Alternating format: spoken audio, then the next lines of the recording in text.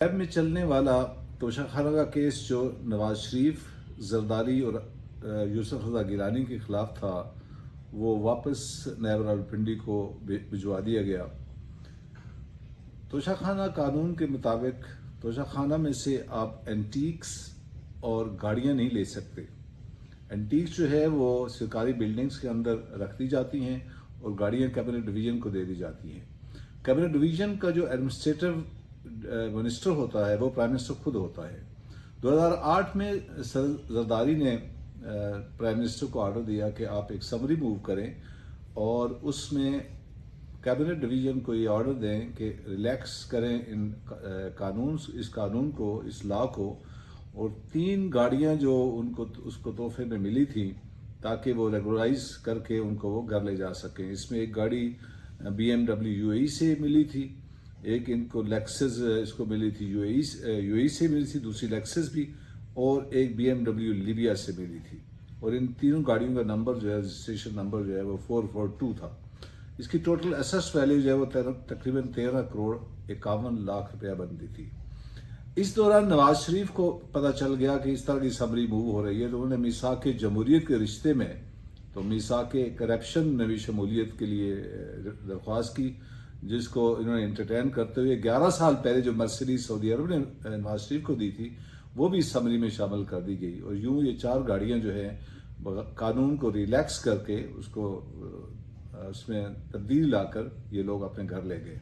اور اس طرح نیب کا کیس 9A7 کے تحت ان کے خلاف بنا۔ فرد جرم ان پہ عائد ہوئی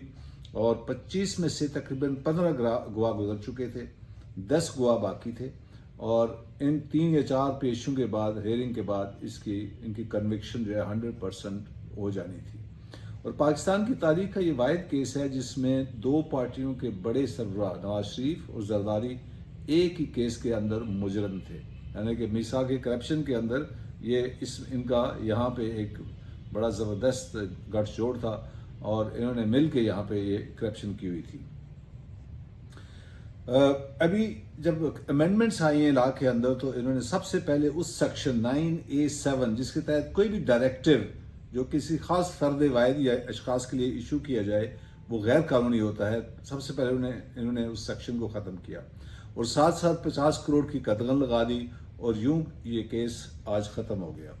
اگر سپریم کورٹ کے اندر جو عمران خان صاحب نے امینڈمنٹس کے خلاف جو ان کی ریٹ پٹیشن چل رہی ہے، اگر اس میں سپریم کورٹ میں 50 کروڑ کی حد کو ختم کیا اور ان سیکشنز کو واپس بحال کر دیا جو خاص مقصد کے لیے قانون سے ختم کی گئی ہیں، تو جناب یہ کیس دوبارہ بحال ہو جائے گا۔ اس لیے میری درخواست ہے نیب راولپنڈی کے ڈائریکٹر جنرل سے کہ ان سارے ڈاکومنٹس کو اوریجنل حالت میں محفوظ رکھیں۔ ایسا نہ ہو جس طرح زرداری کا کیس کو ٹیکنیکل ہم نے دوبارہ بنانے کی کوشش کی تھی نیب نے، تو پتہ چلا تھا اوریجنل ڈاکومنٹس ہی سارے ڈسٹرائے ہو گئے اور کیس دوبارہ نہیں بن سکتا۔ تو ایسی صورتحال بننے کی صورت میں وہ لوگ جو اس کے کسٹوڈین ہیں، ڈیفینیٹلی ان کو جواب دہ ہونا پڑے گا۔ Thank you very much.